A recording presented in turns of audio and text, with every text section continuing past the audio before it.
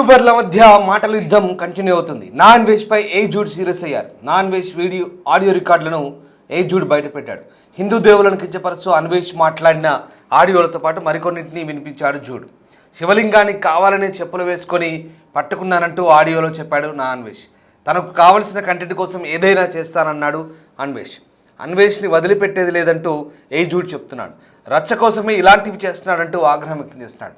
తనకు కావాల్సిందని రచ్చ అని తాను జగన్నాటకం ఆడుతున్నానంటూ అన్వేష్ చెప్పాడంటున్నాడు. తనకు ఎంటర్టైన్మెంట్ కావాలని చివరిసారిగా విజ్జు చందు ఇచ్చారంటూ వ్యాఖ్యలు చేశారు. సో మొత్తం మీద ఈ యూట్యూబర్ల మధ్య మాటల యుద్ధం కంటిన్యూ అవుతుంది. ఎవరు ఎక్కడ తగ్గట్లేదు, ఒకరిపై ఒకరు ప్రతి విమర్శలు చేసుకుంటున్నారు. నిన్న ఏజుడ్ అజయ్, యూట్యూబర్ అజయ్పై అన్వేష్ చేసిన కామెంట్స్, ఏసీ రూమ్లో కూర్చొని వీడియోలు చేస్తే నీకే అంత ఉంటే ప్రపంచమంతా తిరుగుతూ వీడియోలు చేసేవాడికి నాకెంత ఉండాలి, తర్వాత ఇదొక మాట, తర్వాత అలాగే 14 ఏళ్ళ అమ్మాయిని తాను బలాత్కారం చేయలేదని, పైగా ఆ అమ్మాయిని చెల్లెలాగా చూసుకొని అన్నం పెట్టి బట్టలు ఇప్పించానంటూ చెల్లెలతో సంబంధం అంటగడతావంటూ మరొక మాట మాట్లాడుతూ అతనిపై నిన్న విమర్శలు చేశాడు. దానికి ఏజుడ్ మళ్ళీ కౌంటర్ ఇచ్చాడు. సో ఏజుడ్ మాట్లాడిన మాటలు ఇప్పుడు మళ్ళీ ఆసక్తి రేపుతున్నాయి. హిందూ దేవులను కావాలనే కించపరిచినట్టుగా అన్వేష్ మాట్లాడిన ఆడియోలను కొన్నిటిని ఏజుడ్ వినిపించాడు. ఆ ఆడియోలు విందాం.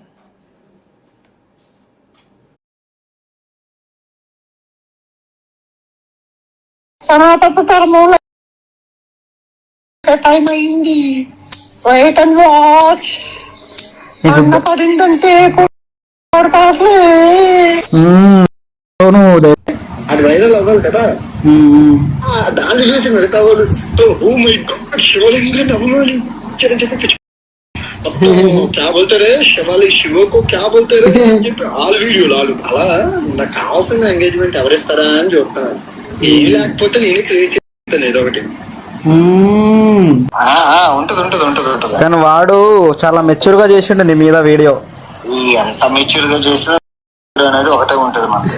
విజయవాడలో 500 పెట్టి కానీ వాళ్ళ అమ్మని అంటే మళ్ళీ మీకు హేట్ వస్తుంది బ్రో. ఆ మొన్న కాకుండా ఆ అబ్బాయి మా చెల్లెలు రా, వాళ్ళు చూసినావు కదా. యాక్చువల్ గా మా సిస్టర్స్ ఎక్కువ లాంగ్ టైం బ్యాక్ వాళ్ళు కూడా బెట్టింగ్ చేశారు. అదే ఇంకా వాళ్ళు చేశారు. తిట్టొద్దన్న, అంత గలీజ్గా కస్టమర్ పోయి అంత కొంచెం రేట్లు ఎక్కువ ఉన్నాయంటే వాళ్ళ అమ్మల మీదకి పోయి తిట్టడం కరెక్టా అన్న?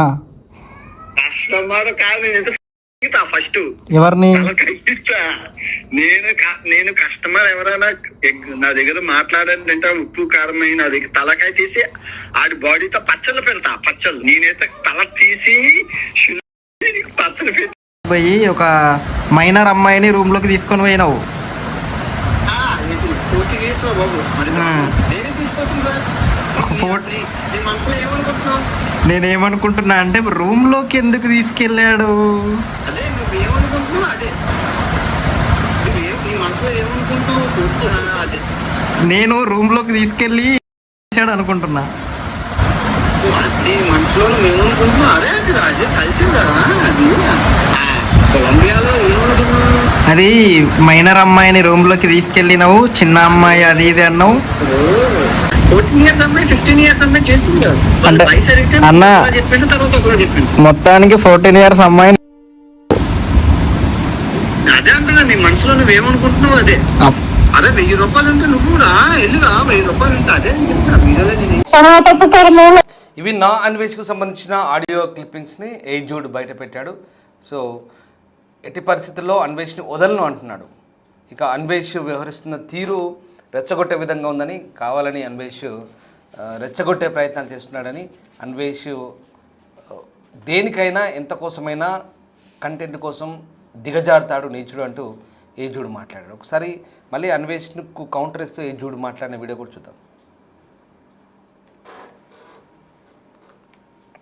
నీ మీద రోజుకి ఎఫ్ఐఆర్ పడుతుంది, నాకు చాలా డిఎంలు వస్తున్నాయి. నువ్వు ఏదైతే మాట్లాడావో సీతమ్మ తల్లి గురించి, అది నిన్ను వేళ లోపల నుంచి తినేస్తుంది. ఆ విషయం నీకు కూడా తెలుసు. నీ కళ్ళల్లో ఆ భయం కనబడుతుంది నాకు. అందుకే ధర్మం వైపు మనం నిలబడితే మన సైడ్ ఎటువంటి తప్పు లేనప్పుడు, నువ్వు ఇప్పుడు ఇదివరకు నువ్వు తిట్టిన దూషించిన వాళ్ళందరికీ బెట్టింగ్ అనే కాన్సెప్ట్ నీకు కనబడింది. వాళ్ళు బెట్టింగ్ చేశారు, ఆ డబ్బులు ఎలా సంపాదించారు, ఇల్లు ఎలా కట్టేశారు అని చెప్పి నువ్వు అడుగుతున్నావు కదా. నేనే బెట్టింగ్ చేశాను, నేనే బెట్టింగ్ చేశానని నువ్వు చెప్పది. నేనేం తప్పు చేస్తే ఆ తప్పుని అడ్డంగా పెట్టుకొని నాతో మాడదు కానీ, బట్ ఆ తప్పు లేనప్పుడు నువ్వే కదా నగ్నంగా కనబడుతుంటావు. అది జనాలకు కనబడుతుంది. నువ్వు తీసుకున్న ఈ కాంట్రవర్సీ రూట్ ఏదైతే ఉందో ప్రస్తుతానికి దానికి ఎంగేజ్మెంట్ ఉండొచ్చేమో కానీ ఆ డబ్బులు యూట్యూబ్ నుంచి 2 నెలల తర్వాత వస్తాయి విషయం నాకైనా నీకే బాగా తెలిసి ఉంటుంది. నా ముందు నుంచి ఉన్నావు, నాకన్నా పెద్దవాడు అని చెప్పి నువ్వే అంటావు, పైగా నా ఫ్యాన్ అంటావు. బట్ ఎనీవేస్ ఆ డబ్బులు సరిగ్గా సుఖంగా ఖర్చు పెట్టాలంటే నిజాన్ని నువ్వు ఫేస్ చేయాలి కదా. ఆ నిజాన్ని ఎప్పుడు ఫేస్ చేస్తున్నావు, ఇది నా క్వశ్చన్. ధర్మానికి ఆ కాన్ఫిడెన్స్ ఉంటుంది, బయటికి చాలా శాంతంగా ఉండొచ్చు. రావణాసురుడు కూడా నా రాముడిని చూసినప్పుడు శాంతి స్వరూపే అనుకుని ఉంటాడు, కానీ కొట్టాల్సిన టైం వచ్చినప్పుడు, యుద్ధం చేయాల్సిన టైం వచ్చినప్పుడు అసలు స్టామినా కనబడి ఉంటుంది. అంతెందుకు కౌరవులు ధర్మరాజు చూసి తక్కువ అంచనా వేసి ఉంటారు, బట్ ఆయన యుద్ధం చేయడం మొదలుపెట్టిన తర్వాత ఏం జరిగిందో మనందరికీ తెలుసు. ధర్మానికి సహనం ఎక్కువ, బట్ వన్స్ అది లేచి జూలు విదిలిస్తే పంజా కూడా వేయాల్సిన అవసరం లేదు. జూలు విదిలిస్తే చాలు, ఆ గాలి చాలు చెరిగిపోవడానికి. ఇవాళ అలాంటి టైమే వచ్చింది. నువ్వు ఏదైతే మాట్లాడావో, ఎందుకంటే నువ్వు చాలా చాలా తీవ్రంగా మాట్లాడుతున్నావు కదా, అది మాట్లాడిన ఇంటర్నెట్ చాలా తప్పని. అది తప్పే కాదని చెప్పి నేను చెప్పట్లా, దానికి పడాల్సిన శిక్ష పడింది. అది జరిగి ఇన్ఫాక్ట్ 1.5 year అయింది. మనం ఇవాళ 2026 గురించి మనం మాట్లాడదాం. మనం ఇవాళ నీ మీద ఉండే రుజువుల గురించి నేను మాట్లాడతా. నువ్వు ఏదైతే మాట్లాడావో సనాతన ధర్మం గురించి, చెప్పులేసుకొని శివలింగాన్ని మొక్కడం గురించి, నువ్వు మాట్లాడిన విషయాలే. ఏదో సీతమ్మ తల్లి గురించి నోరు జారి సారీ చెప్తున్నప్పుడు ఆ సారీలో వెయిట్ కనబట్టలేదని చెప్పి ఎవరైనా అనుకుంటే, పశ్చాత్తాపం ప్రాయశ్చితం లేని వ్యక్తికి ఎలా కనబడుతుంది ఇది? ఇంకా తను తప్పు చేయలేదు అనుకుంటున్నాడు, చేశాడు అని అర్థమయ్యేలా మనం చేయాలి. అండ్ నిలబడేటప్పుడు కూడా మనం అందరం నిలబడాలి. Right eco system, left eco system అని కాదు. ఇవాళ అక్కడ వెళ్ళి దాక్కోవడానికి ప్రయత్నిస్తున్నాడు, లెఫ్ట్ ఎకో సిస్టమ్ అపీస్ చేయడానికి ప్రయత్నిస్తున్నాడు. మీకే చెప్తున్నా, ఈ వ్యక్తి వలలో మీరు పడితే మీ కాజ్ ని డైల్యూట్ చేస్తాడు రేపు. అందువల్ల ఈ ఆడియో లీక్స్ ని కొంచెం కష్టంగానే ఉంటుంది వినడానికి. ఒక వ్యక్తి మాట్లాడింది ఇది సీతమ్మ తల్లి గురించి అన్నది వీడియో రూపంలోనే మన దగ్గర ఉంది, ప్లస్ ఈ ఆడియో లీక్స్ మన దగ్గర ఉన్నాయి. అయినప్పటికీ నేను వేరే దేశంలో ఉన్నాను, ఒక మతాన్ని అనేస్తే నాకేం కాదు, వాళ్ళు చూస్తూ ఊరుకుంటారు, చేతకాన్ని వాళ్ళు అనుకుంటున్నాడు కదా, దానికి మనం సమాధానం చెప్పాలి యాజ్ ఇండియన్స్, భారతీయులుగా. నేను అడుగుతున్న క్వశ్చన్ ఒకటే, ఆ ఒకటి చాలా కొత్తగా ఉంటుంది. నువ్వు నీ మీద రోజుకి ఎఫ్ఐఆర్ పడుతున్నా చాలా రైట్. నా అన్వేష్ ఆడియో రికార్డును బయటపెట్టిన ఏజూడ్ ఖచ్చితంగా ఎట్టి పరిస్థితుల్లో అతన్ని వదలంటున్నాడు. హిందూ దేవుళ్ళని కించపరుస్తూ అన్వేష్ మాట్లాడిన మాటలకు సంబంధించి ఆయన కొన్ని ఆడియో క్లిప్పింగ్స్ను వినిపించాడు. సో మొత్తం మీద ఈ యూట్యూబర్ల మధ్య వివాదం డైలీ ఎపిసోడ్లా కొనసాగుతోంది. వాస్తవానికి ఒకరిపై ఒకరు విమర్శలు, ప్రతి విమర్శలు. ఒకరు తగ్గున్నా ఇక్కడ అన్వేష్ అనే వ్యక్తి ఎక్కడా తగ్గట్లేదు. రెచ్చగొట్టే వీడియోలు, రెచ్చగొట్టే మాటలు మాట్లాడుతున్నాడనే వాదన వినిపిస్తుంది. అసలు ఈ మొత్తం వ్యవహారాన్ని స్టార్ట్ చేసింది అతను.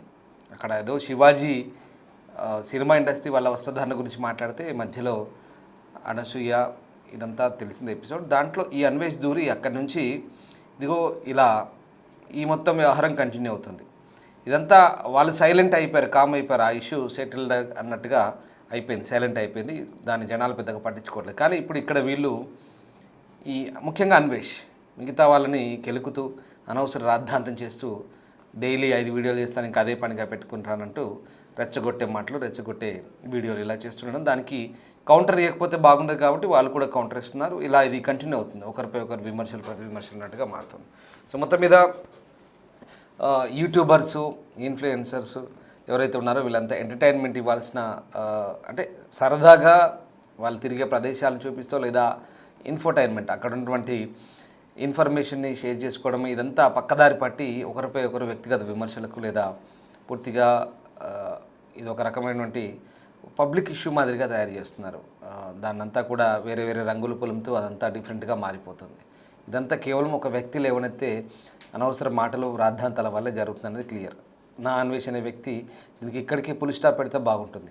ఇంకా దాన్ని అనవసరంగా ఒకరిపై ఒకరు మాట్లాడుతూ పెద్ద చేసుకుంటూ పోతే, ఇప్పటికే అతనిపై చాలా కేసులు ఉన్నాయి.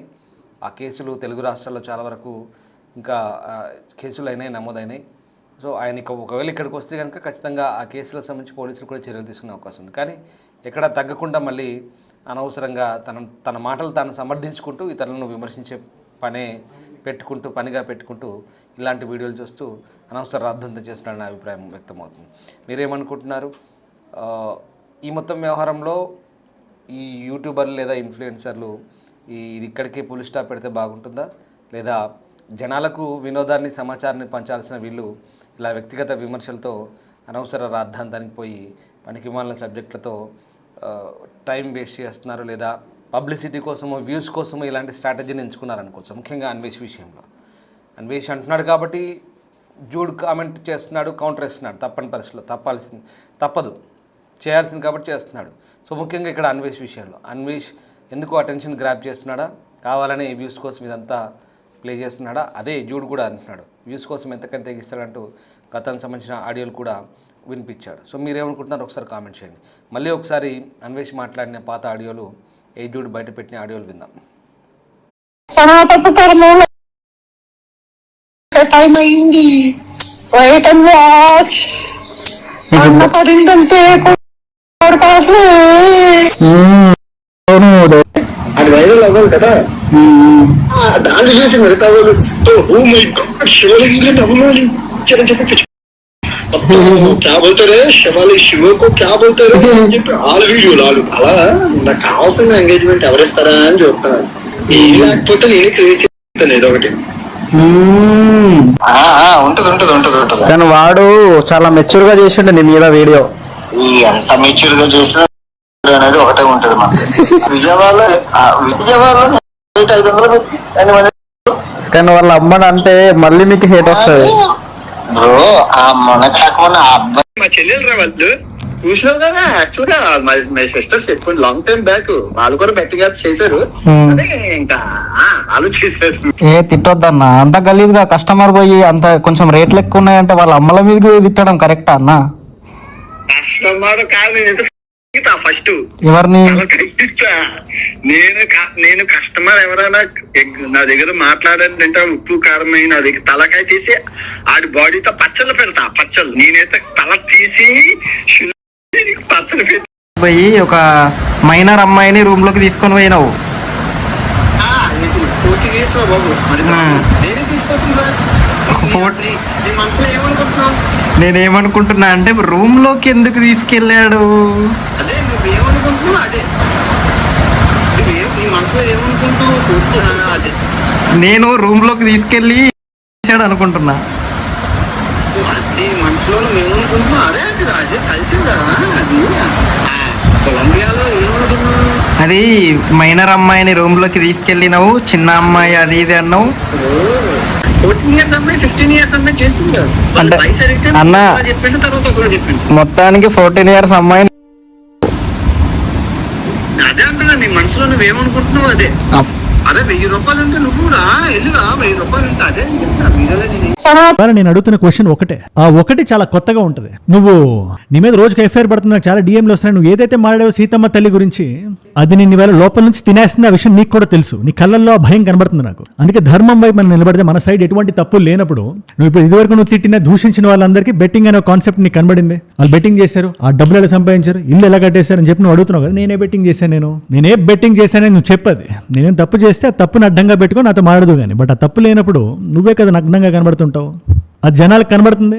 నువ్వు తీసుకున్న ఈ కాంట్రవర్సీ రూట్ ఏదైతే ఉందో, ప్రస్తుతానికి దానికి ఎంగేజ్మెంట్ ఉండొచ్చేమో కానీ ఆ డబ్బులు యూట్యూబ్ నుంచి 2 నెలల తర్వాత వస్తాయి. విషయం నాకైనా నీకే బాగా తెలిసి ఉంటుంది.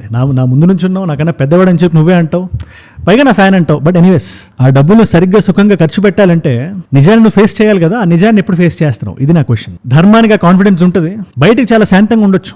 రావణాసురుడు కూడా నా రాముడిని చూసినప్పుడు శాంతి స్వరూపే అనుకుని ఉంటాడు, కానీ కొట్టాల్సిన టైం వచ్చినప్పుడు, యుద్ధం చేయాల్సిన టైం వచ్చినప్పుడు అసలు స్టామినా కనబడి ఉంటుంది. అంతెందుకు కౌరవులు ధర్మరాజు చూసి తక్కువ అంచనా వేసి ఉంటారు, బట్ ఆయన యుద్ధం చేయడం మొదలుపెట్టిన తర్వాత ఏం జరిగిందో మనందరికీ తెలుసు. ధర్మానికి సహనం ఎక్కువ, బట్ వన్స్ అది లేసి జూలు విదిలిస్తే, పంజా కూడా వేయాల్సిన అవసరం లేదు, జూలు విదిలిస్తే చాలు, ఆ గాలి చాలు చెరిగిపోవడానికి. ఇవాళ అలాంటి టైమే వచ్చింది. నువ్వు ఏదైతే మాట్లాడావో, ఎందుకంటే నువ్వు చాలా చాలా తీవ్రంగా మాట్లాడుతున్నావు కదా, అది మాట్లాడిన ఇంటర్నెట్ చాలా తప్పని. అది తప్పే కాదని చెప్పి నేను చెప్పట్లా, దానికి పడాల్సిన శిక్ష పడింది. అది జరిగి ఇన్ఫాక్ట్ 1.5 year అయింది. మనం ఇవాళ 2026 గురించి మనం మాట్లాడదాం. మనం ఇవాళ నీ మీద ఉండే రుజువుల గురించి నేను మాట్లాడతా. నువ్వు ఏదైతే మాట్లాడావో సనాతన ధర్మం గురించి, చెప్పులేసుకొని శివలింగాన్ని మొక్కడం గురించి, నువ్వు మాట్లాడిన విషయాలే. ఏదో సీతమ్మ తల్లి గురించి నోరు జారి సారీ చెప్తున్నప్పుడు ఆ సారీలో వెయిట్ కనబట్టలేదని చెప్పి ఎవరైనా అనుకుంటే, పశ్చాత్తాపం ప్రాయశ్చితం లేని వ్యక్తికి ఎలా కనబడుతుంది ఇది? ఇంకా దాన్ని తప్పు చేయలేదనుకుంటున్నాడు, చేశాడు అని అర్థమయ్యేలా మనం చేయాలి. అండ్ నిలబడేటప్పుడు కూడా మనం అందరం నిలబడాలి. Right eco system, left eco system అని కాదు. ఇవాళ అక్కడ వెళ్ళి దాక్కోవడానికి ప్రయత్నిస్తున్నాడు, లెఫ్ట్ ఎకో సిస్టమ్ ని అప్రీస్ చేయడానికి ప్రయత్నిస్తున్నాడు. మీకే చెప్తున్నా, ఈ వ్యక్తి వలలో మీరు పడితే మీ కాజ్ ని డైల్యూట్ చేస్తాడు రేపు. అందువల్ల ఈ ఆడియో లీక్స్ ని కొంచెం కష్టంగానే ఉంటుంది వినడానికి. ఒక వ్యక్తి మాట్లాడింది ఇది సీతమ్మ తల్లి గురించి అన్నది వీడియో రూపంలోనే మన దగ్గర ఉంది, ప్లస్ ఈ ఆడియో లీక్స్ మన దగ్గర ఉన్నాయి. అయినప్పటికీ నేను వేరే దేశంలో ఉన్నాను, ఒక మతాన్ని అనేస్తే నాకేం కాదు, వాళ్ళు చూస్తూ ఊరుకుంటారు, చేతకాన్ని వాళ్ళు అనుకుంటున్నాడు కదా, దానికి మనం సమాధానం చెప్పాలి.